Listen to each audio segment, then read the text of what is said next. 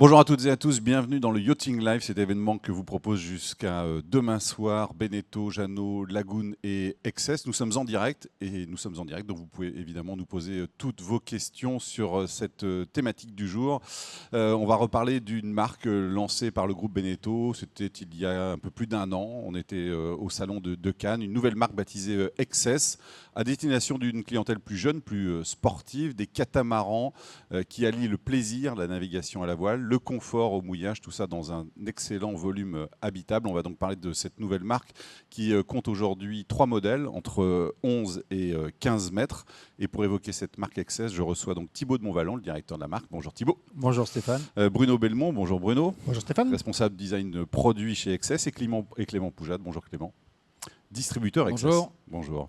Vous allez nous partager donc toutes les caractéristiques de cette marque, mais je voudrais qu'on revienne un peu en arrière, donc il y a un peu plus, même 2-3 ans au moins, lorsque vous avez pris la décision dans le groupe de lancer cette marque. C'est quoi finalement la jeunesse? Quelles questions vous êtes posées à l'époque, Thibaut? Quel constat vous avez fait aussi sur ce qu'était le marché? Bah écoutez, la genèse, c'était un segment du catamaran qui était en forte croissance et en croissance constante depuis plusieurs années.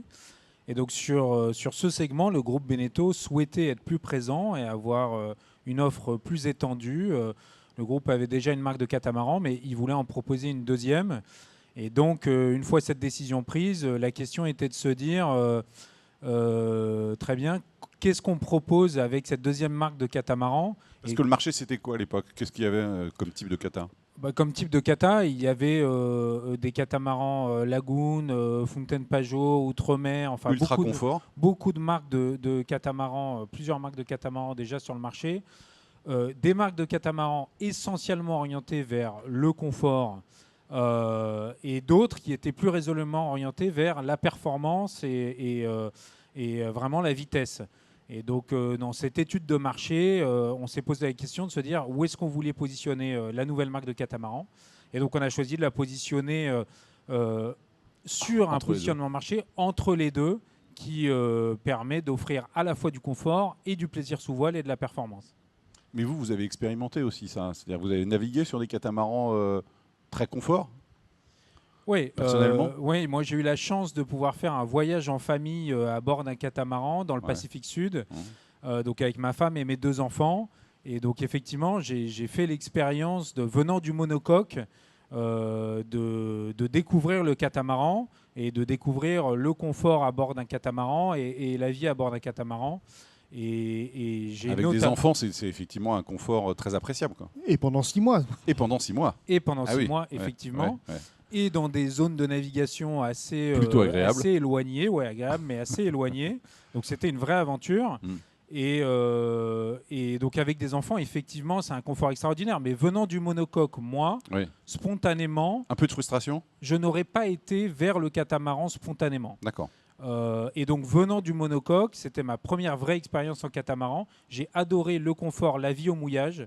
Par contre, en navigation, je n'ai pas retrouvé les sensations que j'avais en naviguant en monocoque. Et donc Excess et le positionnement d'Excess fait beaucoup de sens pour moi parce que effectivement, proposer le confort du catamaran et les sensations sous voile d'un monocoque, eh ben c'est exactement moi en client en type ce que je cherche à bord d'un bateau. C'est-à-dire qu'après votre voyage en cata, vous vous êtes dit non, si on veut retrouver les sensations, il faut qu'on retourne au mono, quoi. Effectivement. C'est ce que vous avez fait. Effectivement, c'est ce qu'on s'est dit avec ma femme. On s'est dit que c'était vraiment une expérience extraordinaire et que on ne le referait pas sur un autre bateau, notamment parce qu'on était en famille avec des enfants et pour des raisons de sécurité, avoir l'espace et la vie de plein pied d'un catamaran, c'était extraordinaire. Mais côté voile, et nous qui sommes passionnés de voile, on s'est dit que la prochaine aventure, il faudrait qu'on trouve un bateau qui nous satisfasse plus en termes de sensations sous voile. Donc je comprends que développer une marque comme Excess, ça vous parle complètement, quoi. Ah bah oui, ça m'habite et ça me passionne et je suis convaincu de l'attente et en tout cas du besoin, oui. Alors, on a un peu parlé du marché, mais ça serait bien qu'on revienne beaucoup plus loin en arrière encore avec vous, Bruno, puisque vous l'observez depuis plusieurs années, ce marché des catamarans. Comment il a évolué, en fait, Alors, en dans les fait, 30 dernières années? il existe depuis très longtemps dans les pays anglo-saxons. Des marques comme Warham ou Prout ont Quand on dit existé longtemps, c'est quoi, pardon? dans les années 60. Ça Ouais. a démarré dans ces années-là. Au milieu des années 80, c'est les chantiers français qui ont pris le lead, avec notamment Fountaine Pajot et puis Jean Marine, et puis à suivre Lagoon, qui ont commencé à faire des vraies petites séries, puis des vraies séries, avec des bateaux qui étaient justement des bateaux à l'équilibre entre de la performance, de la légèreté, mais quand même des aménagements forcément plus confortables qu'un monocoque, et puis l'absence de gîte qui était Mais on essayait de un s'inspirer élément des de monos confort. quand même un peu dans certaines Et caractéristiques. souvent, dans le look, on essayait de faire ressembler soit à un monocoque, soit on partait carrément sur des looks un peu ovni, comme on n'avait jamais vu. Puis pendant 10 ans, on va dire que c'est resté un peu comme ça. Et puis, au milieu des années 90, Lagoon a jeté un peu un pavé dans la mare en mettant l'accent sur le confort beaucoup plus, en visant la vie à bord, le confort à bord, le plaisir d'accès à l'eau, du mouillage. La navigation un peu moins, quoi. Ça Oui, devenait- parce que le constat, c'était qu'on faisait 80-90% de son temps au mouillage et puis le reste du temps en navigation. Et donc ça a occupé assez rapidement 90% du marché, donc c'est énorme. Et les 10% dont parlait Thibaut tout à l'heure, c'est des bateaux qui se sont plutôt radicalisés dans l'autre sens, donc des bateaux assez rapides, assez high-tech et donc assez difficiles d'accès puisqu'ils sont assez chers. Et ils demandent en plus des niveaux de navigation importants. Multicoque est en plein essor, j'allais dire. Je ne sais pas si c'est de l'essor, parce que ça fait un petit moment, mais là, le marché explose complètement. Explose. En tout cas, c'est un marché qui attire Qui beaucoup progresse. de monde, ouais, qui progresse de façon constante.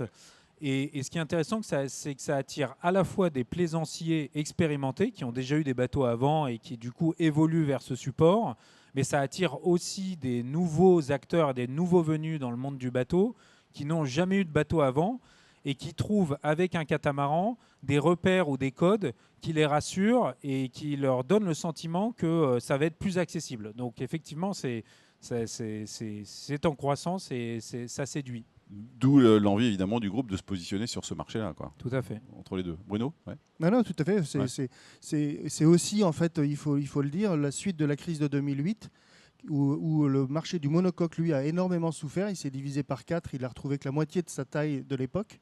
Et forcément, disons, 2000 clients par an qui existaient sur le monocoque, ils n'ont pas disparu, ils n'ont pas tous acheté un camping-car. Donc, on se dit aujourd'hui, une grande partie doit naviguer sur du multicoque, que ce soit en location ou en achat. Et pour ces gens-là, qui cherchaient justement sur le monocoque la sensation, le plaisir de naviguer et de barrer, Excess avait du sens. C'est-à-dire être sur un voilier, c'est confort, effectivement, au mouillage, etc. Mais il ne faut pas non plus oublier qu'on est sur un voilier. C'est ça l'idée. C'est l'idée de se dire on prend autant de plaisir à la navigation qu'au mouillage, évidemment. Donc vous recherchez vous adressez à des gens qui recherchent des sensations de navigation. Vous disiez tout à l'heure, effectivement, le marché en 2008, c'était divisé par 4, hein, c'est ça, quasiment, le monocoque. Hein. Le monocoque, alors que le catamaran, lui, a eu une année très difficile, mais a rebondi très rapidement et est repassé à des croissances à 2 chiffres très peu de temps après. Vous diriez qu'il y avait vraiment une frustration de la part des pratiquants du monocoque de ne pas retrouver derrière... oui, on peut imaginer que parallèlement à ça, hein, les choix d'achat d'un bateau ont évolué. Avant, c'était un peu le skipper qui achetait son bateau pour se faire plaisir et qui emmenait la famille. Ça marche plus comme ça. Donc c'est un achat familial qui se discute. Et donc aujourd'hui, une fois qu'on a mis des enfants sur un catamaran, pour les remettre sur un monocoque, il faut trouver une belle destination, quoi. Qui choisit d'ailleurs dans l'achat du bateau quand on dit que c'est familial? Je pense que c'est collégial. Les idées préconçues peuvent dire que c'est soit très masculin, soit très féminin. En fait, c'est partagé. Oui, c'est plus complexe que ça. C'est de réussir à trouver le support qui va correspondre au projet de la famille. Et donc, on voit parmi nos clients, que ce soit homme ou femme, parfois c'est l'un qui est très orienté vers le côté navigation. C'est pas forcément systématiquement l'homme, ça peut être la femme dans le couple. Mais de façon générale, c'est de trouver cet équilibre qui va pouvoir satisfaire la famille et constituer de belles aventures, de merveilleux souvenirs en famille ou entre amis. Thibaut nous a parlé de son expérience, Clément, familiale. Vous avez vécu aussi ça, vous, à bord d'un mono? Alors, vous avez fait du mono et du kata. Vous êtes un homme du mono d'abord. Ouais, alors moi, en fait, j'ai fait beaucoup de voile quand j'étais plus jeune, quoi. Planche à voile, un peu de régate en classe 8, etc. Et puis, j'ai commencé la plaisance en famille il y a une petite dizaine d'années sur un First 31-7. Au départ de Lorient, on a fait Watt, Edic, Belle-Île, on a pris beaucoup de plaisir. Mais alors, j'étais constamment obligé de de réguler la navigation en fonction de la météo, parce que ma femme est pas un grand marin. Elle, ce qu'elle aime, c'est les ports, le bronzing, enfin voilà, vraiment le côté plaisir de la plaisance, quoi. Et les enfants ont besoin du confort aussi quand même. Alors voilà, les enfants étaient tout petits à l'époque, donc ils faisaient avec, mais enfin je vous dis, moi je suis comme tout le monde, j'essaie de faire que ma femme se sente bien en général, donc voilà, on a pris beaucoup de plaisir quand même, mais enfin on a fait 2 saisons et au bout de la 2e saison, je regarde la météo, ils annonçaient un vent de 20-25 nœuds. Je me dis bon allez, on va aller vers l'île-Dieu. Puis entre Belle-Île et l'île-Dieu, le vent monte, 25-30 nœuds.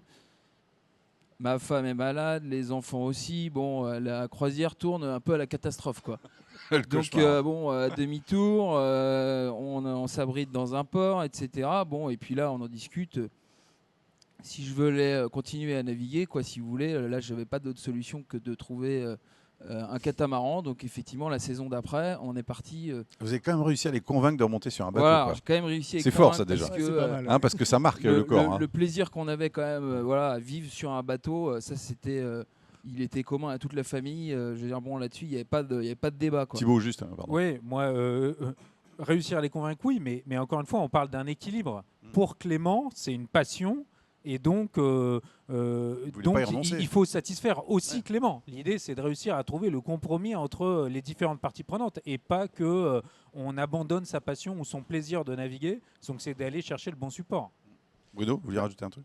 Non, je suis exactement en phase avec ce que en tout cas, ce qui est sûr, si vous voulez, c'est que ça c'est clair, ma femme naviguait plus pour me faire plaisir que réellement, et donc la saison suivante, on est parti en catamaran, et alors là, ça a été la découverte, quoi, une plateforme de vie exceptionnelle, un confort à l'intérieur, à l'extérieur, l'apéro dans le cockpit avec les copains pendant que les enfants s'amusent sur le trampoline à l'avant, une stabilité au mouillage, l'annexe immédiatement disponible, donc pour aller se balader. Enfin vraiment, au niveau vie à bord, ça a été pour nous vraiment la découverte, quoi.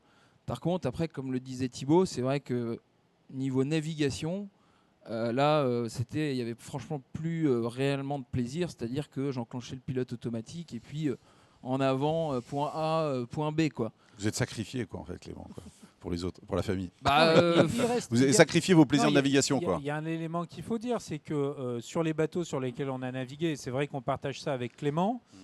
C'est pas un problème de vitesse, hein, et les voiles sont là, la surface de voile est là, c'est généreux. C'est 100% une question de sensation. Ouais. Et avec Excess, ce sur quoi on travaille et ce qu'on propose, c'est d'apporter ces sensations et de retrouver ces sensations de barre notamment, et de réglage de voile. Ouais. Voilà.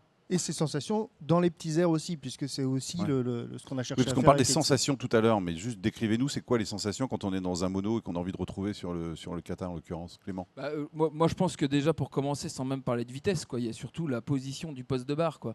C'est-à-dire que quand vous êtes sur un kata, kata sur lesquels j'ai eu l'habitude de naviguer avant de connaître Excess, vous avez un poste de barre qui est situé sur la cloison du roof, donc vous êtes déjà de par le fait un petit peu surélevé, donc vous avez moins de sensation de vitesse. Et puis ensuite, vous êtes un petit peu déconnecté de la vie à bord du cockpit.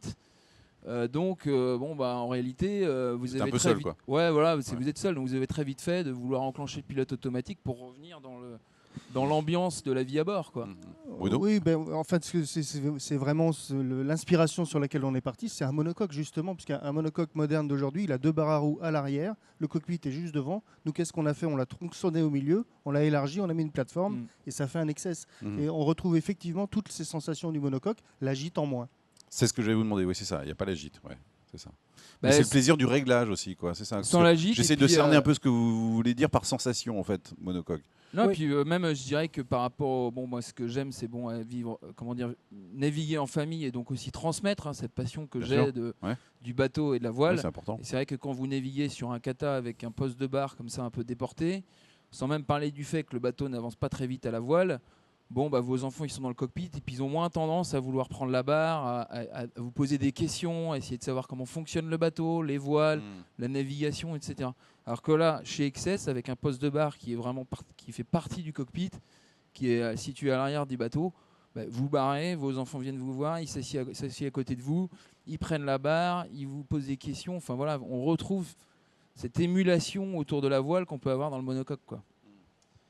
Il y a Thibaut. aussi, vous parliez de réglage, il y a aussi être exposé à son plan de voilure. Enfin, nous, on est des passionnés de voile. La voile en elle-même, c'est un composant magnifique du bateau et pas uniquement au niveau esthétique. Et puis en plus, c'est la propulsion du bateau. Donc, pouvoir voir ces voiles, la position du poste de barre, ou sur XS, on propose aussi une option de toit ouvrant dans le cockpit qui permet d'ouvrir complètement le cockpit et de voir ces voiles qu'on ne retrouve pas sur les autres bateaux avec des postes de barre qui sont ou des configurations qui sont différentes. Donc d'avoir un regard sur ces voiles quand vous naviguez en monocoque et que vous faites plaisir à la barre. Donc il y a les sensations de barre, il y a la position et vous regardez le bord d'attaque de votre génois ou de votre voile d'avant. C'est ça qui anime la façon dont vous allez barrer votre bateau.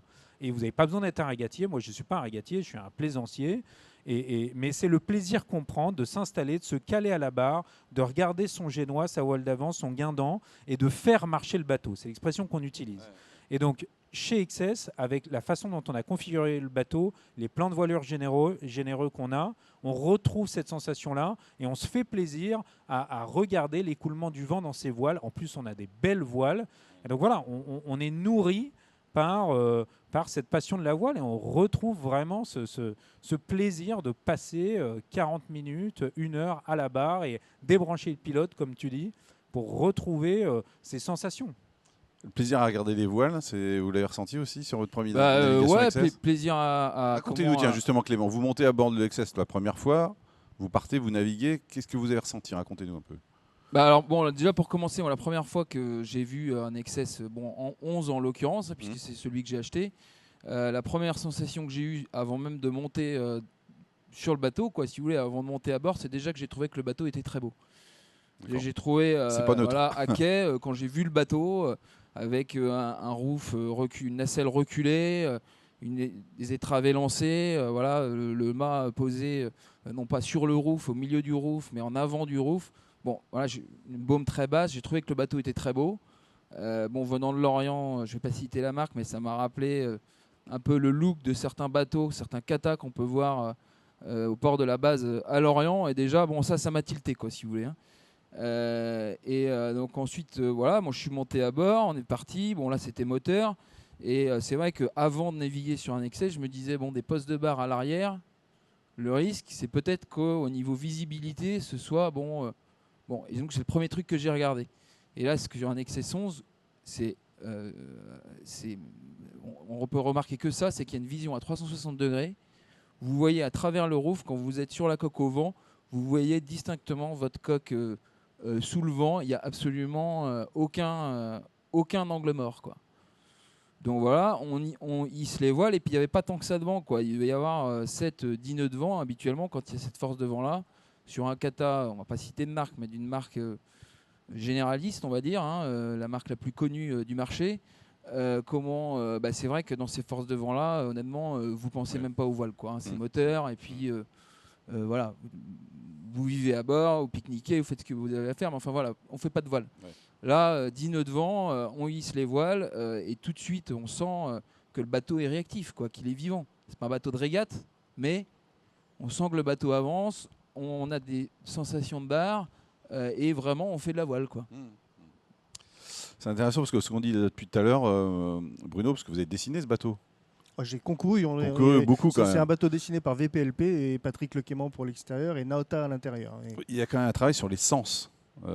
Et tous les sens en fait. Oui, bien sûr. C'était l'idée de retrouver. Mais on est tous venus du monocoque au départ, je pense tous les trois. Et sur un monocoque, je vous dis ça parce qu'il a parlé de la vue, Thibaut, tout à l'heure. Quoi. Oui, la vue, le dessin des bouts, le fait d'avoir des filières textiles, tous ces choix-là, pour nous, ils étaient importants de toucher à une filière chaude et non pas froide. Pour nous, ça faisait partie du plaisir qu'on a à faire le tour de son bateau. On parlait de visibilité ou de vision, on voit sous le fog, c'est pour ça qu'on voit à 360 degrés. On n'a pas teinté les vitrages pour voir à travers beaucoup mieux. On a cherché justement cette luminosité, cette clarté au maximum sur le bateau et dans le tout le plus simplement possible en fait. Dans le cahier des charges de départ, quand vous échangez avec les architectes, c'est quoi les 3 points qui sont pour vous incompressibles, qu'il faut absolument qu'on trouve sur le bateau? Il faut que tout reste simple. Simple. Il faut rester simple. Parce que quand on est simple, on est léger. Et quand on est léger, on va plus vite dans le petit temps. C'est Ouais. vraiment le fondamental de ce bateau-là. Oui, Thibaut. J'aimerais ajouter un élément sur la simplicité parce que, et partager aussi mon expérience, justement pour avoir été dans des contrées reculées, au Vanuatu, jusqu'au sud des îles Salomon, dans le cas de voyages qu'on a fait en famille, on était tout seul. Et donc, il fallait qu'on puisse se débrouiller et qu'on ait un bateau fiable. Ce qui était le cas, notre bateau était très fiable, mais c'est vraiment aussi un leitmotiv, et ça rejoint ce que dit Bruno en termes de simplicité, dans le développement d'un bateau simple, et je pense je sais qu'on est d'accord sur ce thème-là. Un bateau marin fait par des marins pour des marins, ça doit être un bateau fiable, et donc la simplicité, c'est aussi des éléments de fiabilité en termes de maintenance, en termes de risque de panne, en termes de capacité de réparer s'il faut réparer. Et donc ça, vraiment, la simplicité, oui, c'est au cœur de l'identité d'Excess. Simplicité, ça ne veut pas dire plus bas de gamme, pardon d'utiliser ce mot-là, mais c'est au contraire. Ah non, c'est un Ouais. exemple simple. On peut faire un meuble avec 3 tiroirs. On Ouais. peut faire le même meuble avec une porte et une étagère. On va ranger le même volume dedans, peut-être même plus avec la porte et l'étagère. On va peser 3 fois moins lourd. Ouais. C'est tout simple. D'accord. Très bien. Mais la sensation de confort, de luxe, elle est quand même là aussi. Ah oui, la taille d'un lit, elle fait sur le 11 dont tu parlais, elle fait 2 mètres par 2 mètres dans la cabine propriétaire. Donc c'est un très grand lit. On ne fait pas d'échange entre la simplicité et le confort. C'est du confort, mais dans la simplicité. Ouais, moi je dirais même au contraire, moi ce qui m'a séduit même au niveau de l'intérieur du bateau, c'est qu'il n'y a pas de fioriture, quoi. Ouais. C'est à la limite, ça se rapproche un peu de ce qu'on peut aimer dans les maisons en termes de design, c'est que c'est très épuré, mais dans le bon sens du terme, quoi.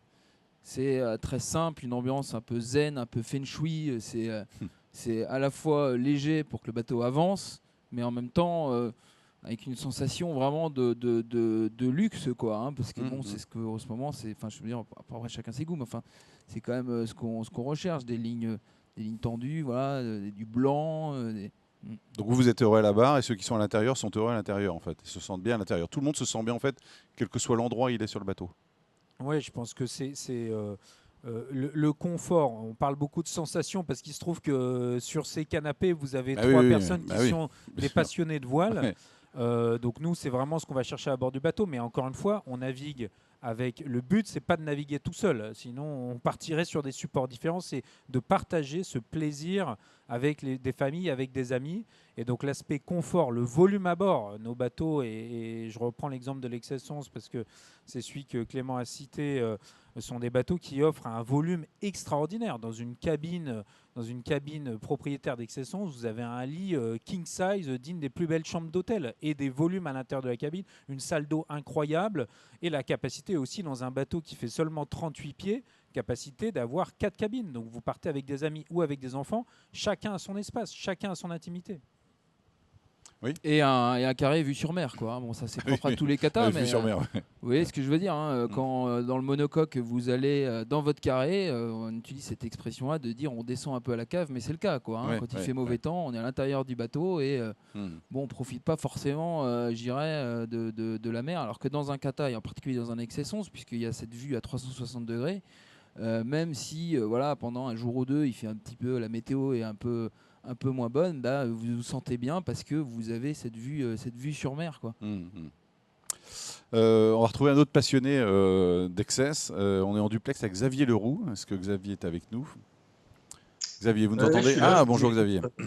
Bonjour. Je vous écoute attentivement depuis le début du live. Ah bah justement, ça tombe bien. Alors vous, vos expériences de voile jusqu'à présent, c'était quoi? C'était aussi du mono?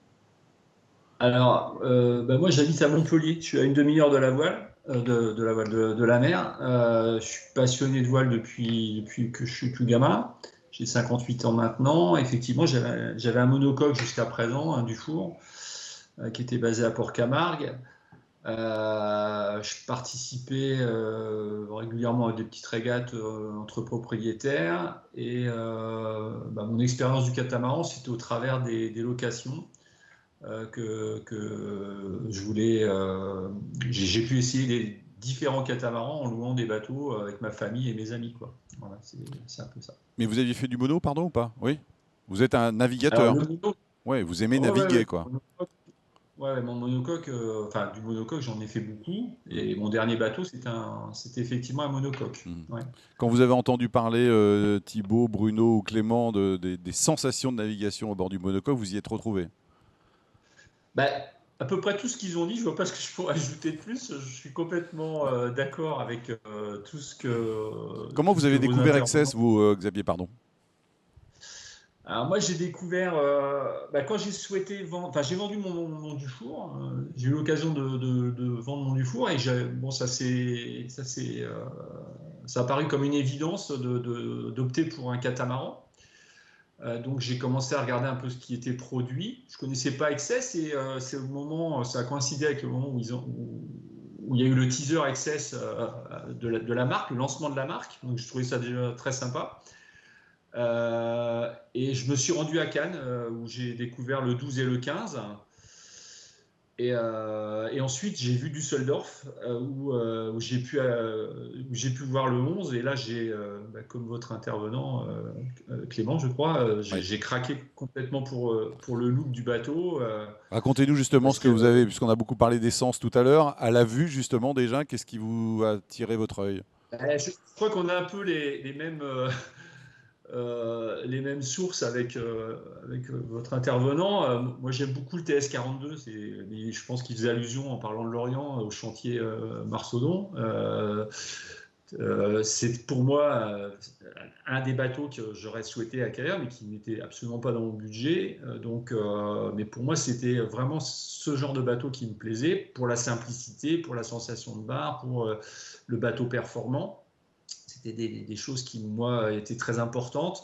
Et le look de l'XS 11 me faisait vraiment penser à ce bateau. Et puis la philosophie de la marque également. Donc ça faisait partie des critères de choix de la marque Ouais. XS pour moi. Bon, fallait-il encore naviguer à bord pour vraiment valider votre choix? Ouais, Vous, ouais, ouais. vous avez navigué à bord avant de l'acheter? Alors, non, je l'ai acheté avant de naviguer C'est à vrai? bord. Oui, oui, j'ai fait ce choix-là. Hmm. Je l'ai essayé après. Et bon, j'ai été conforté. J'ai eu. C'est quoi votre première nave Euh, à bord, pardon, Xavier? la première nave, je l'ai faite à Cannes, au cours d'un essai dans la baie de Cannes. Il n'y avait pas beaucoup de vent. On avait effectivement, un peu comme votre intervenant, on avait entre 7 et 10 nœuds de vent. Et quand on a pu sortir le code zéro, j'ai vu que le bateau marchait à 6-7 nœuds alors qu'on n'avait pas de vent. Et pour moi, j'ai été vraiment hyper heureux de voir que le bateau que j'allais acheter marchait dans le petit temps. Pour moi, c'était effectivement pour un catamaran. Et j'avais navigué sur des catamarans rapides. C'était vraiment une bonne surprise. Enfin, j'avais lu des essais par ailleurs, enfin, un peu comme tout le monde. Je pensais que surtout sur le 12 d'ailleurs, le 12 et le 15 qui sont des bons bateaux aussi, mais le 11, personne ne le connaissait. On l'a découvert au travers de la presse spécialisée avec des bons retours. Et moi, j'ai été conforté au moment où j'ai pu naviguer dessus, quoi. Et Et alors après, après, votre votre plus grand trajet, ça a été quoi? Entre les Sables et Sète, hein, c'est ça, je crois, non? moi, quand j'ai acheté mon bateau, donc effectivement, je l'ai convoyé. J'ai convoyé des Sables d'Olonne à 7 moi-même. Et donc, effectivement, on est parti le 25 novembre, on est parti de 7. Donc, bon, je ne vous cache pas, j'étais un peu inquiet parce que moi, je suis navigateur, mais pas professionnel. Donc, j'avais un skipper pro avec moi qui nous a accompagnés. Et en fait, très rapidement, je me suis rendu compte que le bateau, il était génial, quoi. On n'a jamais eu peur. Enfin, bon, en hiver, on a eu des grosses conditions. On a eu beaucoup de Ouais, vent, j'imagine, beaucoup ouais. de mer. Ouais. Ouais, c'était un peu violent par moment, mais le bateau a jamais été dépassé. Et nous, on était très sécures dedans. On a pris des sensations, on en parlait beaucoup, mais vraiment un plaisir fou à mener ce bateau. On a même fini à deux, puisque le skipper nous a abandonnés après Gibraltar, mais bon, on a fini à deux avec un ami. Vous avez Et abandonné, vous l'avez on s'est déposé, hein, régalé. vous l'avez pas jeté par-dessus bord, Xavier. Ouais, c'était un peu compliqué, mais bon, voilà, on a fini à deux en tout cas. Donc, D'accord, ok. voilà, ouais. Oui, Thibaut. Ouais, je voulais juste rebondir sur le fait, comme le dit Xavier, ce périple, faire les Sables d'Olonne, 7 au mois de novembre, donc Oui. la traversée du golfe de Gascogne, c'était à peu près le même timing, Xavier, je crois, que le passage, le Vendée Globe. Enfin, c'est à quelques semaines Ouais, près. on Le aurait départ dû du... partir le lendemain, en fait. Enfin, Mais bon, encore une fois, on a reculé un peu. Pour un plaisancier, même si Xavier a beaucoup navigué, il le disait auparavant, c'est très impressionnant. Et sur un nouveau bateau à 3, puis après à 2, et nous on se parle régulièrement avec Xavier parce que chez XS, ça nous tient à cœur d'être proche de nos clients et de l'expérience qu'ils ont à bord de nos bateaux. Et donc les contacts qu'on a pu avoir et le retour de Xavier de dire je me suis toujours senti en sécurité et j'ai pris beaucoup de plaisir, c'est très très gratifiant parce qu'encore une fois, on n'est pas des professionnels en termes de navigation. Et donc c'est vraiment ça l'objectif, c'est de pouvoir permettre ce genre d'aventure, parce que pour moi c'est une aventure, ce qu'a vécu Xavier et ce qu'a réalisé Xavier, et permettre ce genre d'aventure aux plaisanciers. Vous savez quoi, il y a beaucoup de questions en fait en direct, donc on va aller tout de suite au standard comme on dit. Sur le chat, beaucoup de questions qui nous arrivent, donc on va prendre la première. Alors, XS et croisière hauturière, quel modèle choisir entre 11, 12 et 15? C'est vrai qu'on n'est pas entré dans les détails pour vous nous expliquer les différents modèles. Bruno, je vous laisse faire ça. Bah oui, enfin, la réponse, elle est relativement évidente. C'est un peu une question de moyens parce que plus c'est grand, plus c'est cher. Bien sûr. Et plus c'est grand et plus ça passe dans la mer plus facilement. Ouais. Donc voilà. Les différences de coûts, on nous demande également en configuration hauturière entre le 11 et le 15. Thibaut? C'est plus du double de passer du 11 au 15. On est vraiment sur des bateaux qui sont... on ne parle pas du tout du même produit. Entre un 11 et un 15, c'est des bateaux de dimensions vraiment importantes, des grosses différences de taille. Donc on parle de le 11, du double. Le 11, un 11 tout équipé, on va être sous la barre des 400 000 euros. On va être dans ces eaux-là en fonction de l'équipement qu'on met à bord de ce bateau. Et sur un 15 tout équipé, on va être pas loin du double, quoi. Donc on est. Okay. Par contre, je voudrais juste faire un commentaire sur la croisière hauturière, parce qu'encore une fois, pour l'avoir vécu et pour voir beaucoup de clients prendre la mer, c'est pas forcément nécessaire d'avoir un très grand bateau. Ça dépend aussi de son équipage et de son niveau en termes de navigation. Parce qu'un grand bateau, comme un bateau de 50 pieds comme notre XS15, c'est un bateau qui, par la force des choses, va être plus puissant. Et donc, il faut aussi adapter la taille de son bateau en fonction de ses capacités et de son expérience de mer. Ça, c'est aussi important. Et tous nos XS, que ce soit le 11, le 12 ou le 15, sont capables de faire le tour du monde. On a un propriétaire actuellement qui est à bord de notre plus petit modèle, un XS11, et qui a plus de 70 ans et qui part en solitaire pour l'Australie. Ah oui. Et je l'ai eu encore hier au téléphone. Ça se passe super bien. Voilà, donc c'est vraiment accessible et réalisable sur le 11, sur le 12 ou sur le 15. Bruno ? Et puis je voulais juste ajouter qu'aujourd'hui, on a quand même des informations météo qui permettent, avec un 11, de ne pas aller rencontrer des conditions dangereuses. On nous demande où on peut tester un XS en location avant de l'acheter, peut-être. Écoutez, pas très loin d'ici, on peut tester un XS en location à Lorient. Ouais, la question tombe bien parce que justement, je loue mon XS 11 perso, au départ de Lorient. On peut aussi faire des essais, on fait des locations avec skipper ou sans skipper. Donc au départ de Lorient, après Lorient, on passe pas une semaine à Lorient. Par contre, en face de Lorient, vous avez Watt, Edic, Bailly, le Port-Manec, le golfe du Morbihan. Enfin, c'est un bassin de navigation. Je suis peut-être un peu chauvin, mais un bassin de navigation franchement exceptionnel, quoi. Un XS12 aussi. Et un XS12, on a un XS11 et un XS12. Mais partout en France, on peut trouver facilement des XS en location ? Et effectivement, après, en Méditerranée, dans le sud de la France, on trouve des XS en location. Et vous en trouvez ailleurs, même en Croatie, en Grèce, jusqu'aux Antilles. Donc c'est tout à fait accessible. Alors, vous parlez des performances à bord d'XS, mais qu'en est-il du confort ? On l'a un peu évoqué tout à l'heure, c'est-à-dire que l'idée, c'est pas de faire un bateau inconfortable, au contraire, on perd rien des tailles de lit, des volumes de froid, etc. Simplement, on les traite de façon plus simple pour qu'elles soient plus légères et que donc le bateau, dans les petits airs, navigue à la voile plus vite. Vous avez dit tout à l'heure, c'est combien de cabines on peut récapituler entre le 11, le 12, le 15, faire les différences peut-être ? Du 11 au 15 ? Il y a beaucoup de configurations possibles, mais chacun des modèles propose en configuration version propriétaire 3 cabines. Et après, vous pouvez monter jusqu'à 6 cabines, même à bord d'un XS15. 6 cabines. Oui, 6 cabines. Donc beaucoup de modularité et beaucoup de versions possibles. Très bien. Est-ce qu'on peut compter sur un réseau de service center? Je pense que Clément, là, tu peux peut-être On rappelle ce que répondre. c'est quoi le service center? Service Center, ce sont nos concessionnaires. En fait, donc nous, le business model et la distribution d'Excess s'appuie sur un réseau de distributeurs. Et ce réseau de distributeurs, c'est un pilier essentiel au fonctionnement de notre activité. Et donc les concessionnaires sont là pour vendre les bateaux, donc les conseiller nos clients, les accueillir, faire des essais, enfin tout ce dont a parlé Clément, partager leur expérience aussi, parce qu'on a la chance d'avoir des concessionnaires qui sont à la fois propriétaires et passionnés.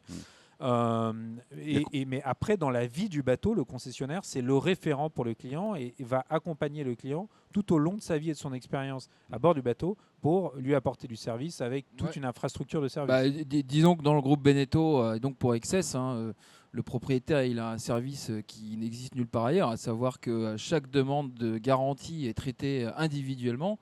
Donc le concessionnaire reste l'interlocuteur privilégié et où que vous soyez, même s'il n'y a pas un concessionnaire Excess dans le port, la demande, elle est traitée, même ne serait-ce que par sous-traitance, ou parfois vous avez même une équipe Beneteau qui se déplace directement sur le bateau pour réparer. Donc voilà, au niveau du suivi d'un bateau Excess, le réseau Beneteau, il n'y a pas de meilleur réseau au monde, clairement.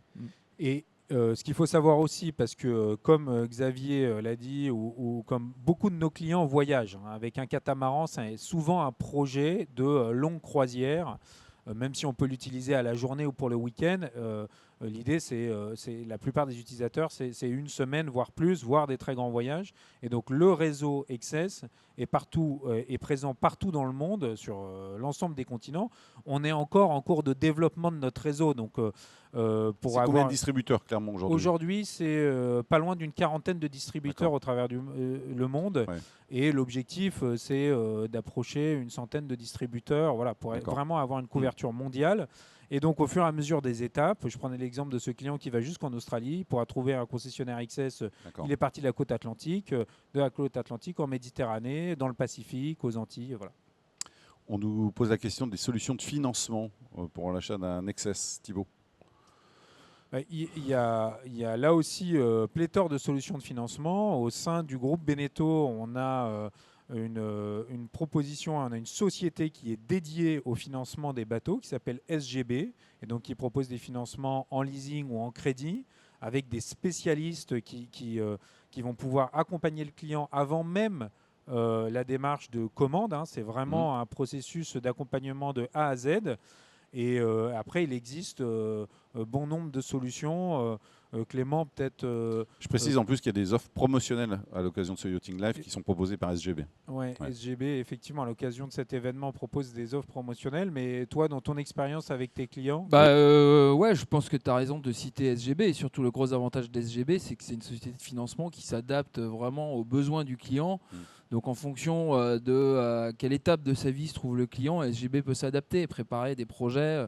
À savoir, je vous donne un exemple, un client approche de la retraite, il a 3 ans de la retraite, SGB peut proposer un financement avec un palier, la personne rembourse beaucoup pendant qu'il est en activité, il prend sa retraite, il va rembourser moins, etc. etc. C'est vraiment une société SGB qui, à la différence d'autres banques, d'abord fait partie du groupe Beneteau, donc connaît les bateaux, et s'adapte aux besoins du client pour l'aider à financer son bateau de manière la plus souple possible. Oui, Thibaut. Je voudrais juste rajouter deux points. D'abord, qu'on peut louer son bateau aussi pour participer au financement de son bateau. Et c'est ce que fait notamment Clément et d'autres acteurs.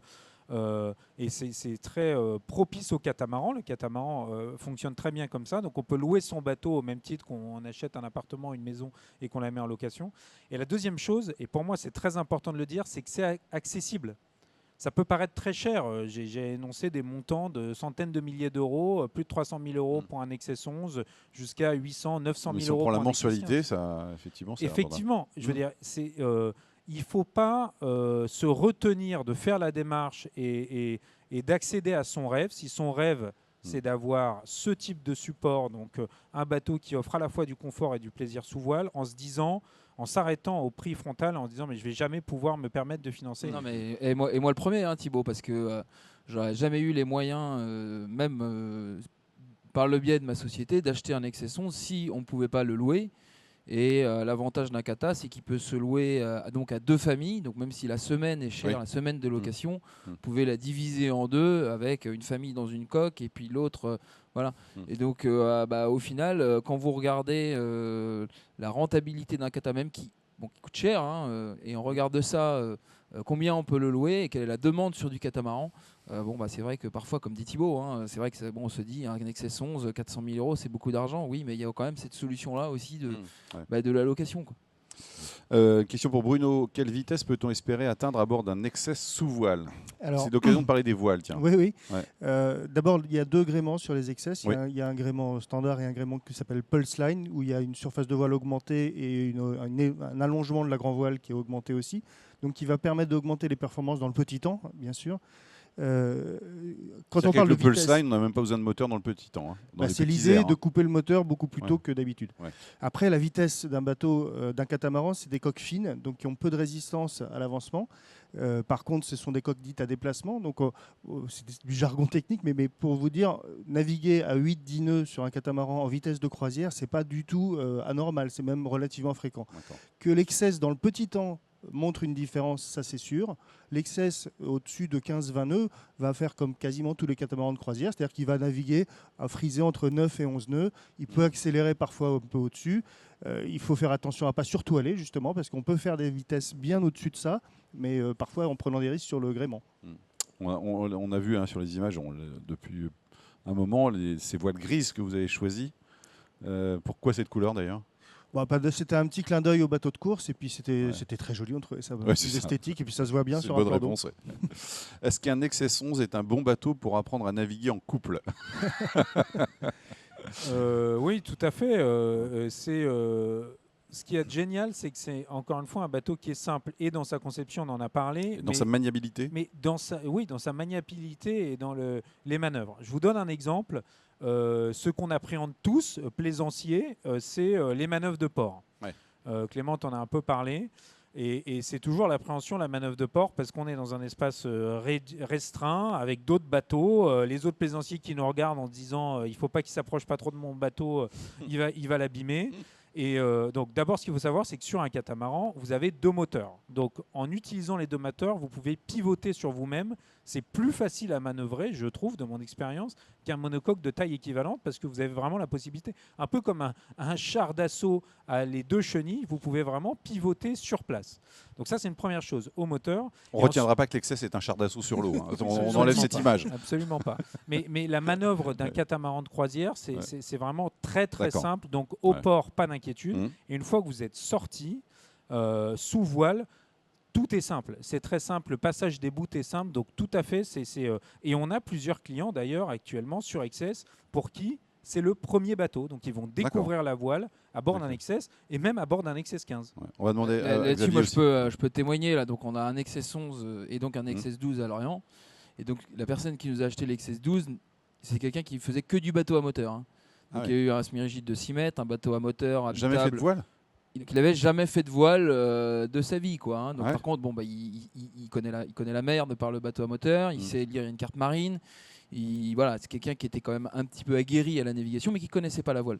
Il rêvait de faire de la voile, mais bon, il voyait les voiliers comme ça au port devant lui passer, et puis c'est quelque chose qui paraissait presque inaccessible pour lui, quoi. Et on a parlé d'Excess, il est tombé amoureux de l'habitabilité du bateau, mais tout en se disant, mais putain, je vais jamais savoir me servir d'un voilier, quoi.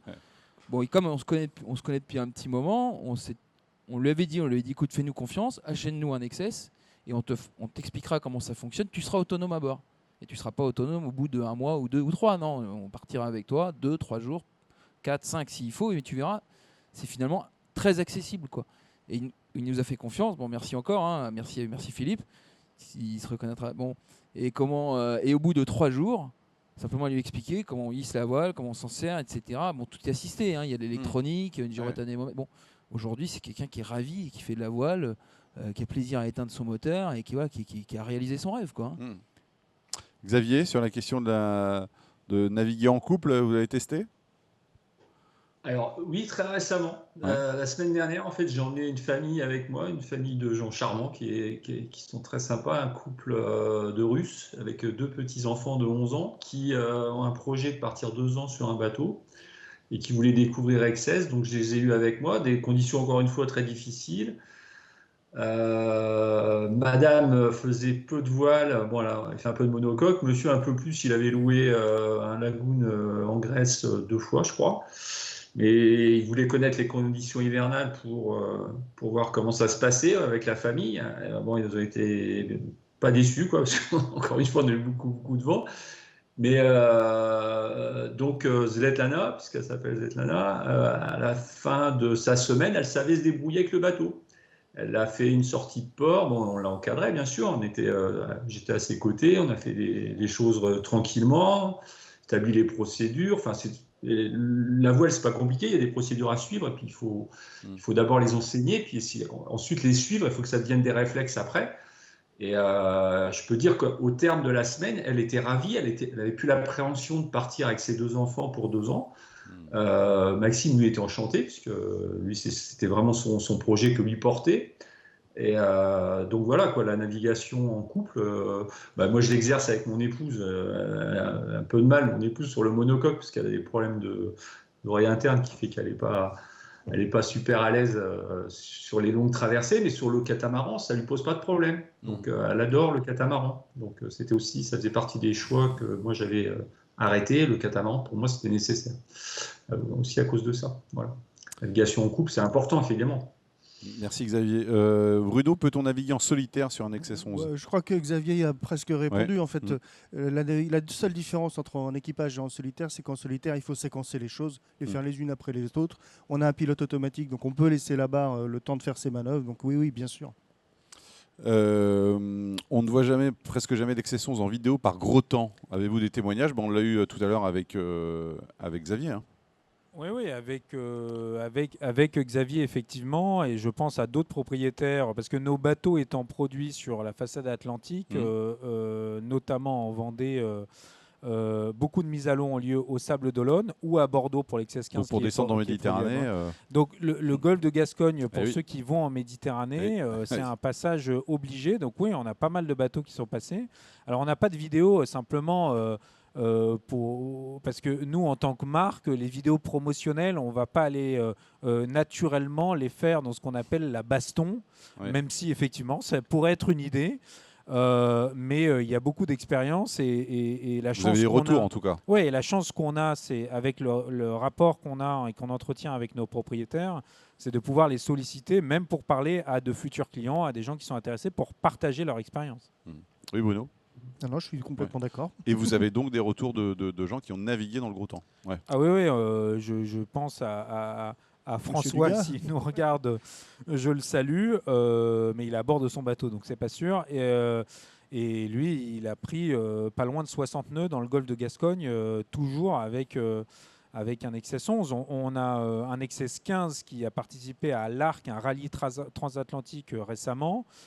Qui a aussi fait des performances exceptionnelles parce qu'il est arrivé 5e dans sa catégorie, donc parmi les tout meilleurs à la fin du rallye. Donc on a des expériences et des retours d'expérience qui sont très positifs. On nous dit qu'il existe déjà le positionnement dont vous parlez depuis tout à l'heure avec Outre-mer où l'on retrouve confort et performance. On est content qu'il y ait ce comparatif, mais oui, Outre-mer, ce sont d'excellents bateaux très marins et très légers. J'y vois deux différences. La première, c'est que ce sont des bateaux à dérive, un peu plus légers encore, et donc qui demandent un savoir-faire de marin un peu plus pointu, parce que c'est des bateaux qui peuvent éventuellement se retourner, donc il faut faire attention, il faut apprendre à naviguer, être bien aguerri. La deuxième chose, c'est le prix, parce que c'est à peu près 2 fois plus cher. Mais ce sont des bateaux exceptionnels et très intéressants. Oui, comment Xavier parlait tout à l'heure du TS 42. D'ailleurs, c'est la question. On a une question sur l'évocation tout à l'heure par Bruno de la légèreté de l'XS 11, mais comparé à un Outre-mer 45, un TS 42 ou un C437, c'est quand même plus lourd. TS 42, il faut vraiment être très aguerri pour se servir d'un TS 42 ou d'un Outre-mer. On ne parle pas du tout de la même chose. C'est des bateaux qui sont plus rapides, mais personnellement, voilà. Oui, c'est plus compliqué pour l'ami dont vous parliez tout à l'heure, Philippe, de prendre en main un TS42 sans avoir jamais bien fait de sûr, voile. bien C'est un peu sûr, difficile. Mais en dehors de l'exemple de Philippe en question qui a jamais fait de voile, c'est une chose. Mais même des gens qui font de la voile, encore une fois, moi je parle de mon expérience personnelle, avoir été dans des endroits très reculés où on a été avec ma femme et nos 2 jeunes enfants de 5 et 7 ans à l'époque. C'était important pour moi de choisir un bateau sur lequel on peut se prendre tout d'un coup un grain et on n'est pas en train de surveiller parce que ça arrive, même si la météo est bonne, et on passe de 15-20 nœuds de vent à tout d'un coup un régime de 35-40 nœuds de vent. Et si on n'est pas, je vais rentrer dans les termes techniques, mais a priori les questions sont de personnes qui naviguent. Si on n'est pas sur le chariot d'écoute de grand voile à ce moment-là, il faut qu'on soit sur des bateaux qui soient tolérants dans cette approche-là. Oui. Et donc avec XS, on ne va pas se faire peur. Et pour Ouais, pas vous- éluder la question du poids, parce que Ouais, bien sûr. c'était vraiment dans la question, effectivement, on n'est pas du tout dans des poids comparables à du TS ou de l'outre-mer. On n'est pas, parce qu'on n'utilise pas les mêmes matériaux, on n'est pas en carbone, on est avec des matériaux qui permettent d'avoir un prix public sur le marché très attractif, et c'est quand même ça aussi une des forces d'XS. On va remercier Xavier Leroux qui était avec nous en duplex. Merci beaucoup Xavier pour votre témoignage. Je voudrais juste qu'on termine avec Bruno et Thibaut, juste parce que vous avez beaucoup parlé depuis tout à l'heure de la relation que vous avez avec vos clients, que vous avez au téléphone, vous échangez avec eux. Un mot peut-être sur l'XS Lab, parce que vous allez le lancer là d'ici quelques semaines, une expérience d'écoute, de participation finalement des passionnés de voile à la conception des futurs bateaux XS. Oui, merci de nous donner l'occasion d'en parler un peu. Lancer une nouvelle marque de catamaran dans le nautisme et supportée par le groupe Beneteau, c'est une opportunité historique. Enfin, ça n'arrive pas tous les ans, il faut se le dire.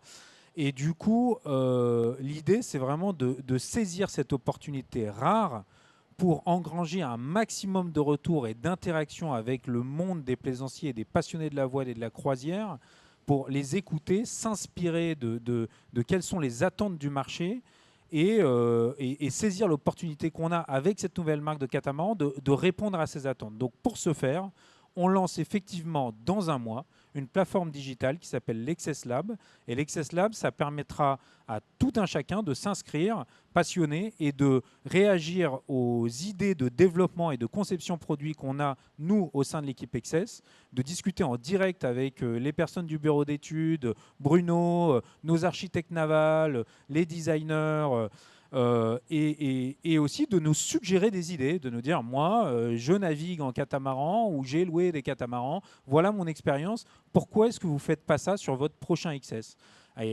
Donc voilà, c'est l'XS Lab. On s'inscrit sur le site d'XS, donc xscatamaran.com. Il y a une partie dans le menu pour s'inscrire et vous serez sollicité à partir du mois de février. Et tous les mois, on va lancer des thématiques et on va interagir avec nos clients. Tout ça relayé, appuyé avec la participation, bien sûr, de nos concessionnaires.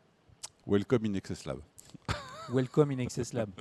Merci beaucoup à tous les trois pour le témoignage. Merci Clément, merci Thibaut, merci beaucoup Bruno. Merci à vous de nous avoir suivis et puis merci aussi pour toutes les questions que vous avez posées. Yachting Live, ça continue avec Beneteau, Jeannot, Lagoon et XS jusqu'à demain soir. Merci de votre attention. Au revoir.